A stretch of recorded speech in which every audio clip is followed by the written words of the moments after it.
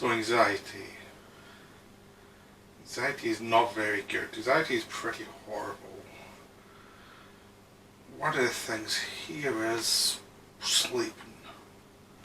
What do you do with sleeping? Well, you can spend an hour or two staring at the ceiling and actually try and get your brain worked down so it's run down to try and get to sleep. I used to go on the computer to try and do that, but now I realise that makes it even worse. So now I just try and go to sleep as naturally as possible, and you still spend hours staring at the ceiling and hoping for the best. And eventually you drop off. And then you hope you don't wake up at 3 in the morning when your brain's been working for a while and it thinks it's awake, and then you're staring at the ceiling or you're staring down at the pillows for a bit longer, probably an hour or two till about 5, maybe 6, then maybe you drift off again and you're awake at 7:30 because I'm an early riser, I have it. So you have that fun thing. And if you do actually get more sleep than that, well, you've got the dreams. The dreams tend to be hyperactive, so you wake up, after you wake up you think, why is my body so stressed? Why do I feel so anxious? So that could be getting to sleep, your body's really anxious, so that's what puts you off getting to sleep. So you have to try and meditate, you have to try and do breathing exercises all the time to try and get rid of the tension before you get to sleep. Then when you get to sleep, your mind goes mad, so you end up, the sleeping's not great. Then the sleeping's hyper, so you wake up and you feel, why is my body so stressed? Why does it feel like I've had a kick-in? Well, that's because you've felt like you've had a kick-in. So that's what happens. So that's fun. So you feel stressed at 3 in the morning, feeling that your body's kicking. Why is my leg sore? Why is my arm sore? Why is my fingertips sore and tingly? Am I having a heart attack? I don't know. It's just anxiety. That's the way it goes. So anxiety continues on and on and on. Again, you have to do the breathing exercises, get back to sleep. Eventually, if you're lucky. If you're unlucky, maybe you get to sleep and you'll have the same thing. You end up waking up feeling stressed. And you wonder, well, what were my plans today? Which were probably not much. And they're probably ruined anyway because you're so stressed you wake up. Every so often you try and do exercises to make yourself feel better. But that's only if you haven't had a really, really stressful night, which you normally have had. So then you have to try and put something on at night if you care what you put on. Which you don't, you just chuck anything on, don't really pay attention. And then you try and force yourself to try and go and get something to eat, but you really can't be bothered in the morning. Really. And you're wandering around feeling stressed out of your mind and stressed out your gut, and you're trying to get your brain working. And that's the good part of the day. I mean, the bad part is the rest of the day. The good part is the early morning, when you at least have some freshness, even though you're knackered or your body's really, really sore and stressed. And then that'll continue, because now after 11 you've been up for a while, so you've lost all your energy. So you've got all this stressful body while having no energy. And that works your brain, and your brain's going out of control and it's obsessing over a little thing. Let's say there's something over there you need to fix. There's a DVD, it needs to be pushed back a bit, so because you're going a bit OCD. But what happens there? Well, you go OCD, you have to try and fix it. You stay on it for half an hour because you're thinking about it. Should I do it? Should I not? Should I do it? Should I not? And it's really stupid. You know it's really stupid, but you can't help yourself. You're going to keep on doing it. So you've got that. And a lot of time you have to try out a habit and go and eat something, even though you really can't be bothered. Now, I like eating, as you can see, my body's. But some days I can't be bothered. A lot of days I can't be bothered. A lot of days I can't be bothered with most things. Then you do something, then you have to try and anticipate what's going to happen, so you get stressed, you think about it, you anticipate everything you could possibly do. And that stresses you out before you've even done it. So you've got that. If you get to do anything, you have no energy for it, you have no appreciation for anything to do. So exhaustion continues and continues and continues and continues. So you fit yourself in this little room, and that's all you've got is this little room. Continue into this little room because that's the safe part. You have to deal with people. People can be awkward, people can be annoying, and people are just people, and you're just paranoid about them, like you're in a horror movie, and you're not. You're just your brain's just going mental on you. So what else can you do? Not much. You can look at images and hope to transcend that. You hope to use your love of imagery to try and do something. But that's not a solution either, it's just images, it's just images. So what do? You just keep going again and again and again and again. And that's all there is. Just anxiety.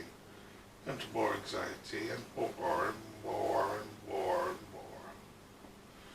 And you have to try to avoid feeling self-pity, because there's people watching you, because what I've got is mild compared to a lot of people.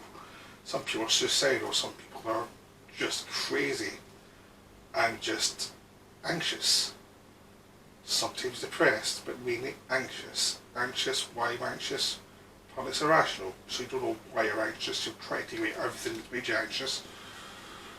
But it's still there, and it's still chewing away, and your brain's just going to keep going and going and going and going and going. And whatever you do, you try and avoid the anxiety. That'll make you anxious as well. So you still have to keep trying. So you try and do things to avoid the anxiety that makes you more anxious. You're going to keep doing it. If you don't do anything, you feel worse. If you do something, you feel worse. So it's continual, and you keep going and going and going, day in, day out, day in, day out, and hope for the best. Eventually, something might happen good. So that's sweet, sweet anxiety. That's fun, fun anxiety.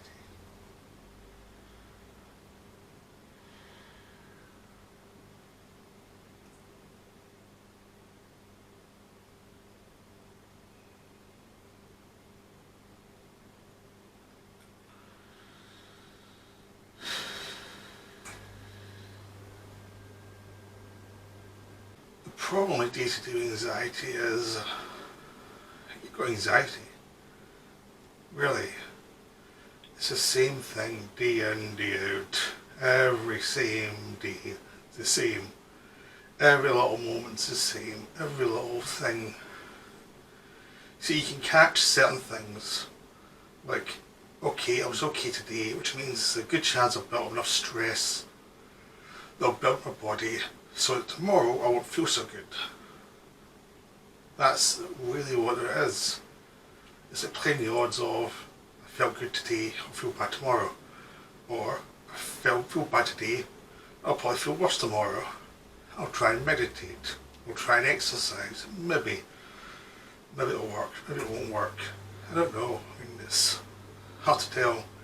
See, because sometimes you'd have, you know, a morning where you're actually feeling quite good. Maybe you got some sleep. Maybe your dreams weren't so bad and you were, you know, not awake for too long. Your dreams were kind of very quick and you never really dreamed much, or you can't remember it. And you wake up, your body doesn't feel like it's sore all over. That's nice. And you think, well, I can do something. Maybe I can do some exercise, or I can do something. But then it goes away quickly because maybe you think of something that worries you and that starts to turn and turn and turn. It can be something simple, it can be something little, like you have to go and do something, even in the house, even turn on the computer and do something. But that can, the stress of having to do that means you have to do it. And maybe you don't want to do it, maybe there's something else, maybe you're tired, you're getting tired, maybe, you know, something is stopping you from doing it. So that turns and turns in your head until you do it, and then you're relieved. But maybe doing it, or maybe the stress of doing it creates other stress, which rolls on to somebody else, and somebody else, and somebody else, and somebody else. And that's your day-to-day. Your day-to-day really is what's going to stress me out, even if I felt okay when I woke up, which is rare. I usually feel slow when we wake up. But that's the problem, the stress.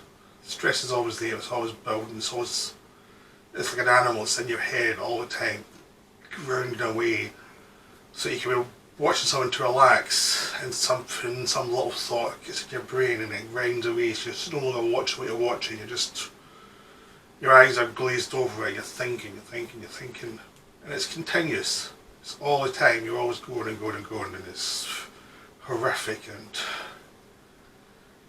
even talking about it makes you feel that way because you know it's coming again. It's always coming. So what do? You survive it. You just survive it. Survival is the main thing day to day. Survival is the only really thing you've got, is just to keep going, find something to relax to.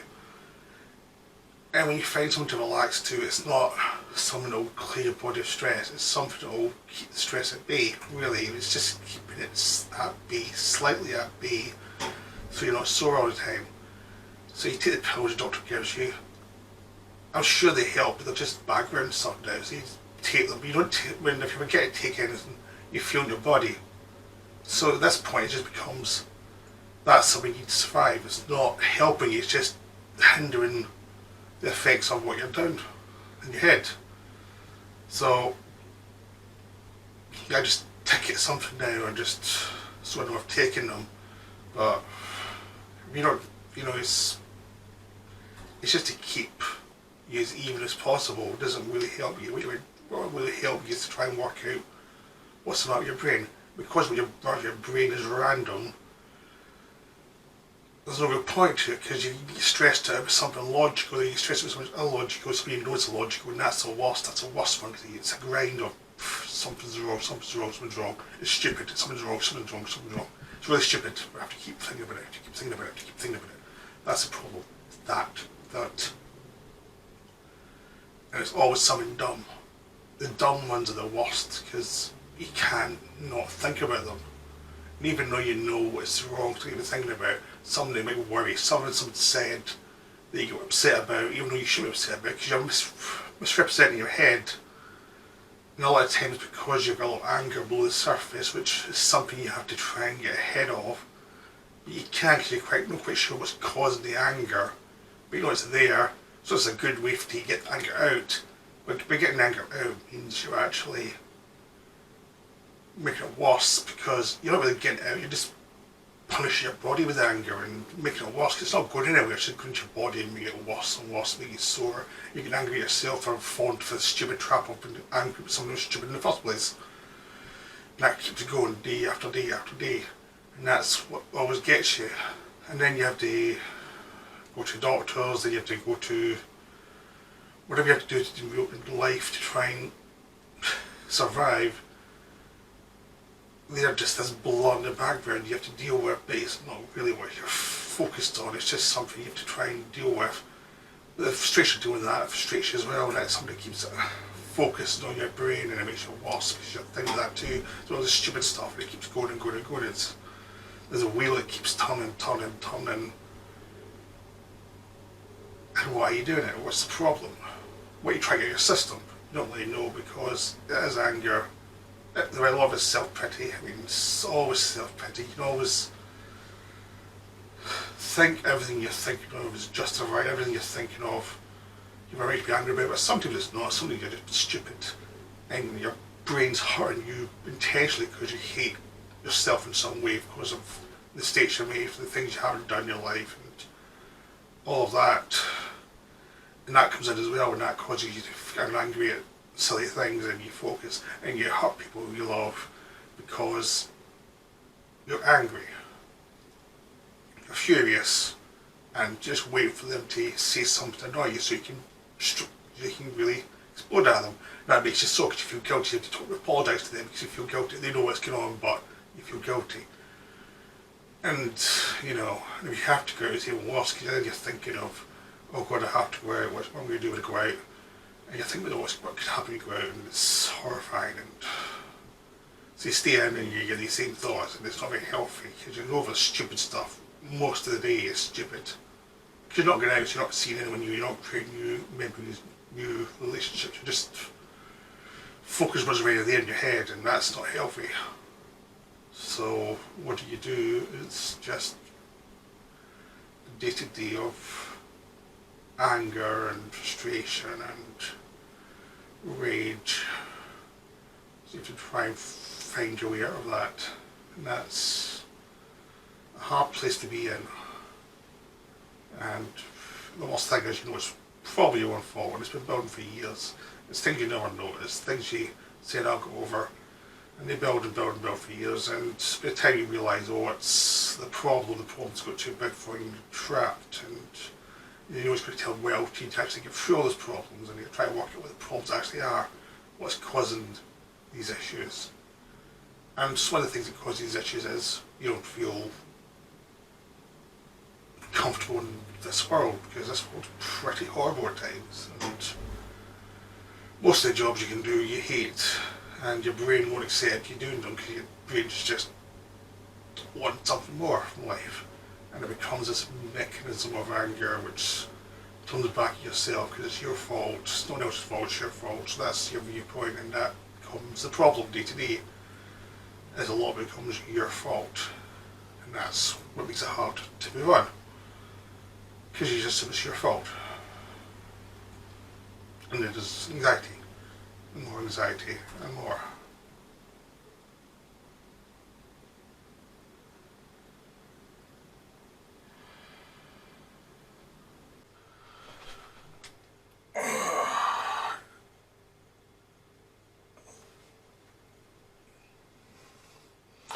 So, you do exercises.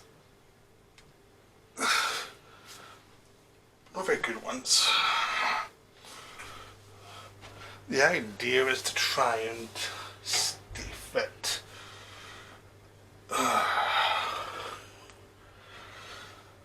And you wonder why you have to try and stay fit.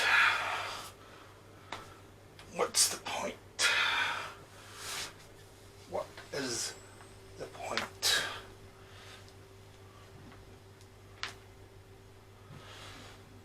Is there much of a reason for it, since you spend most of the time stretching God?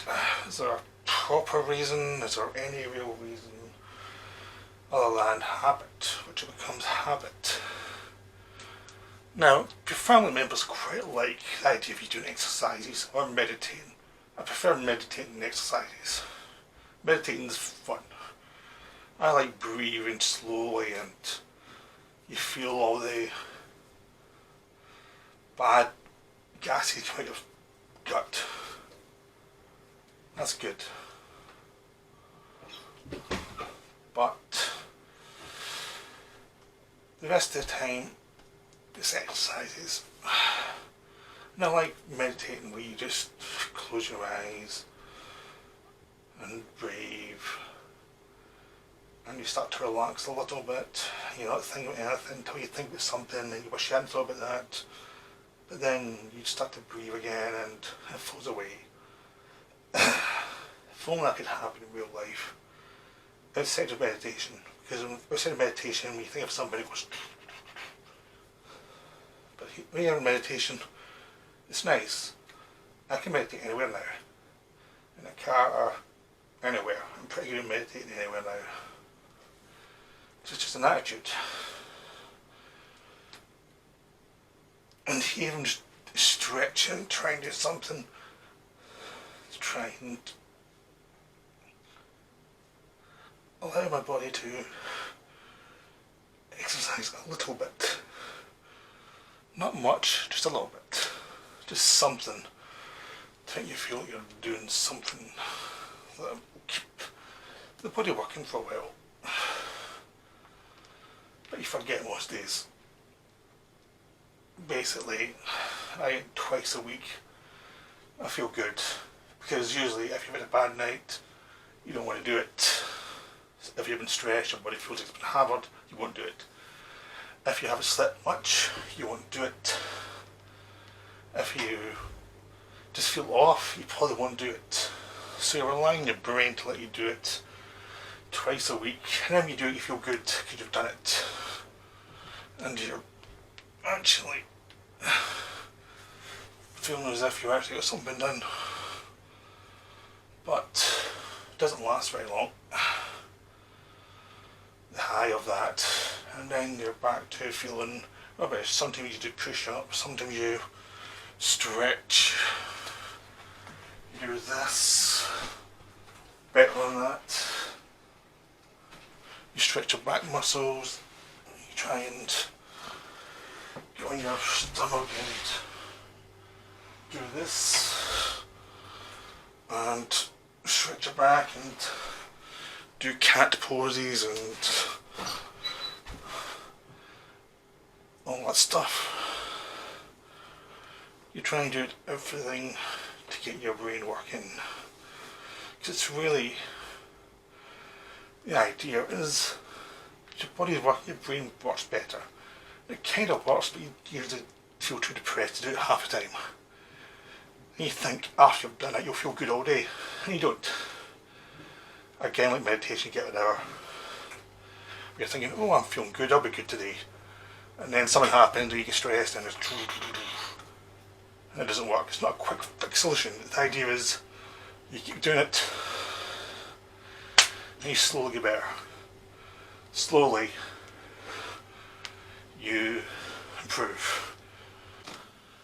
So you go on the computer, you go onto Google or whatever. What do? You just get bored. And what are you going to do with this? You're probably going to spend money. Why are you going to spend money? Who knows? I mean, you can go onto, let's say, eBay, look for something cheap, look at these old things you've looked at, wondering, is it cheap enough to buy? What's all these other things going? Things you've no interest in, like these toys. And then again, you may actually see something silly you may enjoy.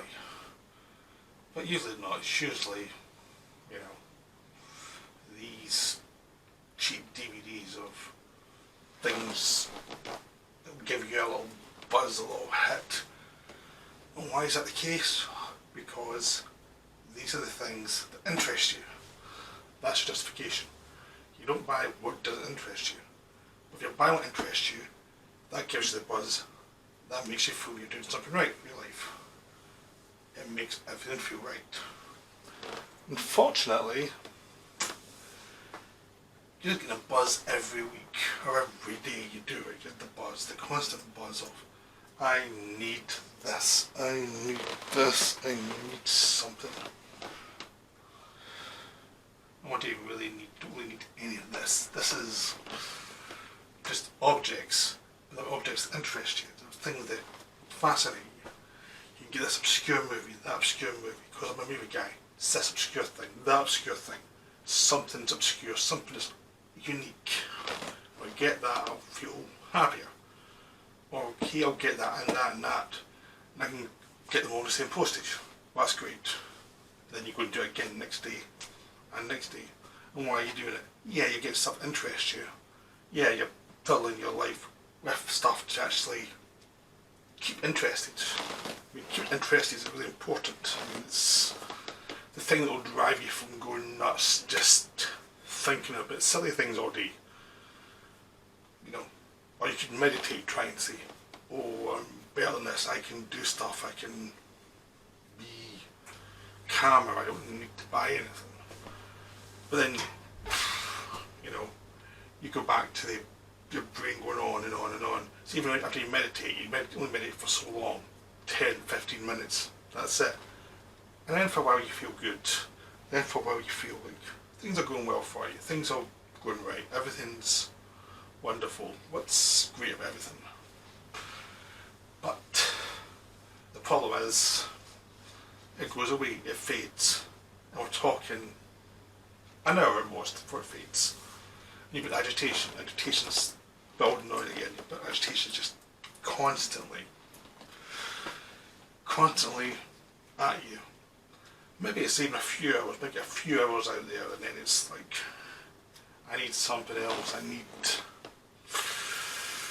this, something to keep my brain going. Maybe I can lie back and relax a bit, so maybe it's a few more hours. But then your curiosity hits. You're still waiting for things to come to post. It'll probably be a week before they arrive, maybe 5 days, you know. So, and what have you got that's already arrived? Well, they look interesting, but you're not really fully watching them, so maybe in a year or two you'll watch them. So you need something else to give the hit so you can feel like you're doing something. And why are you doing that? It's because you don't know. When you're curious, when you're genuinely curious, you want to get all these DVDs of things that are curious, different cultures, different interests, different things you don't know about. I mean, it's generally not just, I want to buy this because I want to buy it. But there's also that element of, I want to buy it because I want to feel obscure. I want to feel that something's interesting going on here, something's unique, something's fascinating. But is it really? I mean, can you do without? And it's like, yeah, because you do without all the time. You've done it before, but you were full of anxiety. It was fine. You found someone else to do. You know, you can do it again, but you don't want to. And agitation comes. There's that emotion of, I need something because I don't want to be sitting with my thoughts. And sitting with your thoughts are the worst thing. Sitting with your thoughts are the horrible thing, because you might actually start thinking about what's wrong with your life. And it's not just thinking about that, it's thinking about that without the, you know, the edge is taken off. And you do that, you're going to feel really depressed. So it's easier to the edges on of things that interest you. And it's not just one thing that interests you, it's lots of things. It's always curiosity. It's always curiosity. You need to get more and more things to keep your interest going so you don't face up to what's wrong with your life. And there's lots of things wrong with your life. And you don't want that cold hard fact of what's your real problems. And that sounds bland when you say it, but it's kind of true. Because there's not just one real problem, there's tons of real problems, there's lots of problems. And you kind of have to, you don't want to deal with them, you don't want to look at them. So, constantly saying what can give me joy to take away from that coldness of sitting with yourself, not doing anything for months, and working on yourself. That's horrific, that's horrible. And most people don't want to do that. I don't want to do that. I want to keep going and try and find something interesting out of it. Use my brain, finding ways to get my brain working again and keep my curiosity going, because that means I don't look at the darker stuff. Maybe there's a way to get through this without looking at the darker stuff. And that probably is a solution, is to not focus always on darker stuff, work on it, but work on it with moderation, and you can slowly get through it. So if you take away the crutch, it means you've taken away, you're going brutally into something that you're not ready for. So what do? You rely on the crutch, because you think, well, I need this crutch to keep going, and I can keep working on what I'm working on. But when you're not actually working on stuff you're working on the crutch, and you keep throwing it in the trap. You find ways to avoid that trap, then when you're not looking too carefully, you fall back into the trap. And that's always the problem. So you're always on the computer. You're always looking for something new, something to keep your brain going. So you're not buying things you don't need. It's constant. And lots of people with anxiety has this problem. I need this to help myself, I need that to help myself. We don't really, we need this to be curious with things. And by being curious with things, you feel you can process what's wrong with you and get to the next step. So it's not so simple to say, oh, this thing is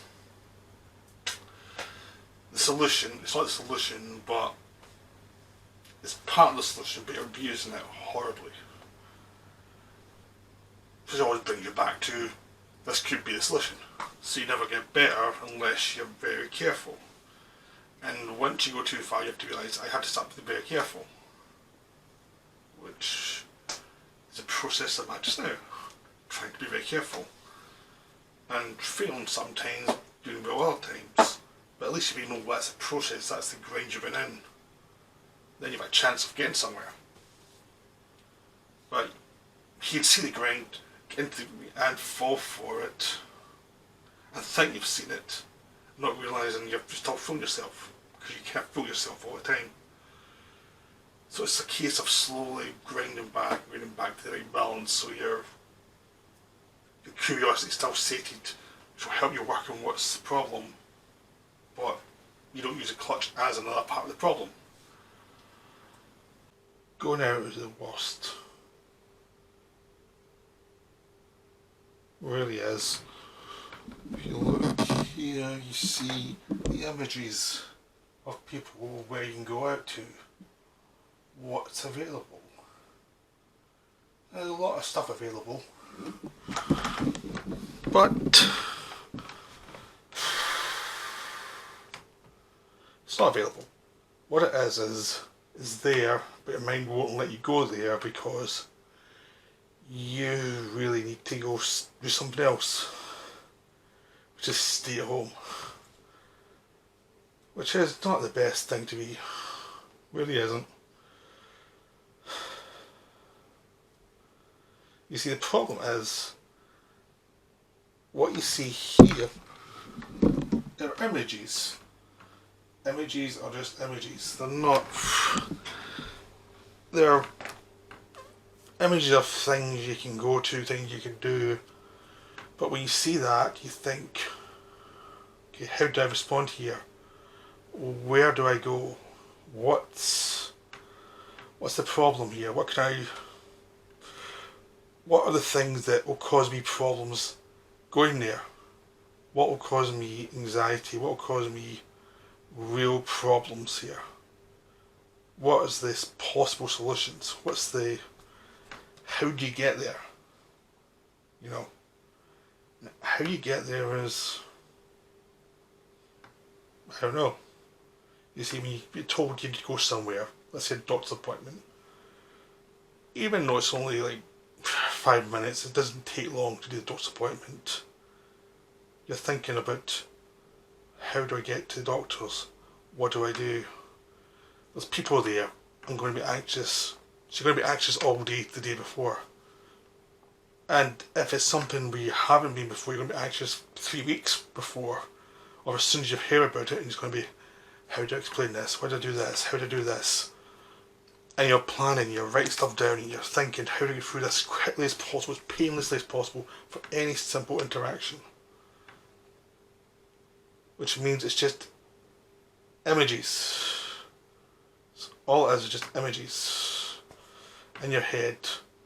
How do I get through this thing? What do I do? How's the way through this problem? And you're seeing people's images of things that are out, not to get you, but potentially, but also the things that are going to cause you anxiety. You're not really viewing them as people, you're viewing them as objects. So you have to plan ahead, plan ahead, plan ahead. Get to the point of what the problem is, try and figure it out, try and get to the issue. And the issue usually is, I don't want to be there, I don't want to go. So you take images and you can see things, you can see where you're meant to go, but you can't get there.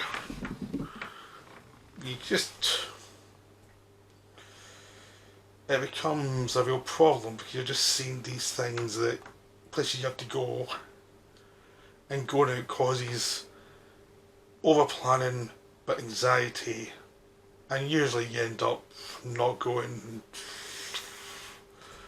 because the planning makes your brain go, and basically you limit yourself to going places you've been before because you feel like you're secure there, like you know where you're going with those places. You don't have to worry too much with those places. They're solid for you. They're the places that are safe. They're safe areas. That's all they are. They're safe. That's all you have to be, is somewhere safe. And it goes on and on and on and on and on and on and on. And that's not much fun. Because you end up stuck back where you are. You're stuck in this one place, and that's all you've got, is stuck in this one place. These set of images of what the world is. And you're looking at images to try and get better, but it's kind of a trap because you're just seeing images that are interpretations by other people. And you're not really seeing it for yourself anymore, you're just seeing images. And whatever you interpret the real world as isn't really the real world, it's just your anxiety about the world. It's just this thing that you're anxious about what people will say, what will they do, and they're not really thinking about you at all. They don't care. You're just someone, one of many to them. Doesn't really matter to them. But in your head, it's always you try to work out how did it get this way. I used to like going on trains. I like just going on buses. I used to do that all the time, and now I can't go there anymore. Now, what's the problem? Why this become an issue? And you don't really know. You keep working away at stuff, but you don't know why it's there. You just know it's there. It's this problem. It's this issue that you have to try and work out, but you don't know where to go with it. So going out is a problem because you're always thinking ahead, like, there's a problem here. There's a problem. What's the potential problem? How are we going to get out here? Even if it's meeting someone you know, you feel stressed. You feel stressed all morning. You have to go out. You just feel utterly stressed for something that's nothing to do with anything. It's just to meet someone. You still get the stress. Then when you're there, you get the stress and you get away again. This feeling you get away all the time. It's constant. It's, get me out here. And you're just sitting down talking to somebody, but it's this feeling of get me out, get me out, get me away. So where does that come from? You're wanting the communication, but you're some part of your brain wants away constantly. It's like, get me out of here. And that's hard to take. That's really hard to take. Because you can't quite figure out where it's coming from. But you're basically, all you do feel safe is in this room watching images. And that's not a great place to be. That's a pretty horrible place to be. And it's not like something you can intellectually say, oh, this is the obvious end game of something. No, it's just where it's got to keep this feeling in your stomach, pit your stomach, like, I've got to get away, I've got to avoid these people. Even the ones that are my friends. And if they're not your friends, it's even worse. And you've got this paranoia about everything that could possibly happen. And it makes it impossible to actually meet people and realise your brain's just gone cuckoo on you. So what's left is really just your own stupid brain and your own stupid insanity. And again, I'm not even remotely the worst. This is just my issues. I'm fairly mild compared to some people with these problems, anxiety, depression. This is just one person. If you look at all these other people, even worse cases, think, where did those problems come from? How do you find those solutions to those problems? How do you get out of that problem? It's more complicated than anyone thinks it's going to be. So what do you do? Who knows?